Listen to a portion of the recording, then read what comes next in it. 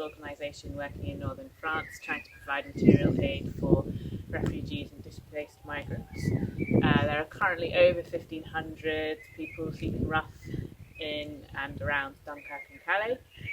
Since the lockdown began in France, the situation for these people has become far, far worse. There are no permanently established camps in Calais anymore. In 2016, the big jungle was evicted and the area where it used to be has been fenced off. Since then, people live in makeshift camps, in small tents, in industrial areas and scrublands. Most people in Europe are in quarantine at home right now. However, that is not an option for many of the refugees here. Although accommodation centers were promised by the local government, only 323 people have been able to access these accommodation centers. And there was no information provided by the authorities with respect to the location of the accommodation and the conditions. And furthermore, people are afraid of how they will be treated there, what the consequences are of going there. Many of the people here have had exclusively negative experiences with the state forces of France. On top of all of this, there have been evictions by the police happening daily in the refugee camps in Calais. This means that people are forced to move their tents and belongings onto the street, and anything that is not moved is taken by the police.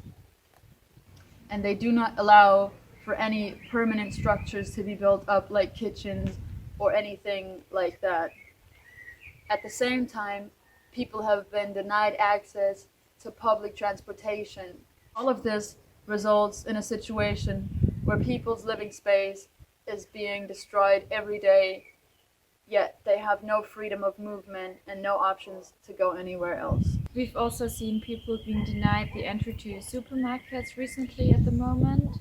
This is especially a big problem right now because the access to food is very limited right now. The hygiene situation in general is very bad. There's just one tap for all of the people together. With so many people living in a very small space and the evictions and the building of the fence happening every day, there's no chance for social distancing at all. Organizations that have been providing essential hygiene items like soap had to stop doing so since the beginning of the lockdown.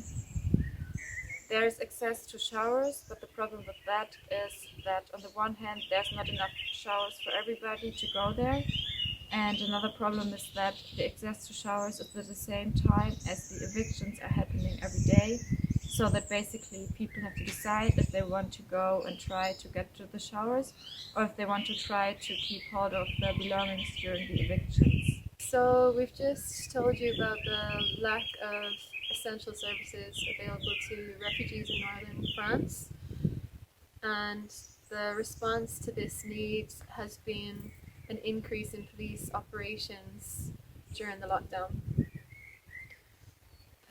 Intimidation tactics have been employed by huge teams of multiple police forces, and we've seen tear gas, flash bombs, and refugees being beaten with batons throughout the confinement period. When humanitarian organizations like ours are working in Calais and Dunkirk, they are persistently and aggressively controlled and fined and even arrested. The women, children and men that are stranded in Calais and Dunkirk have told us repeatedly how confused and frustrated and frightened they are by the violence that they've received at the hands of the police in northern France.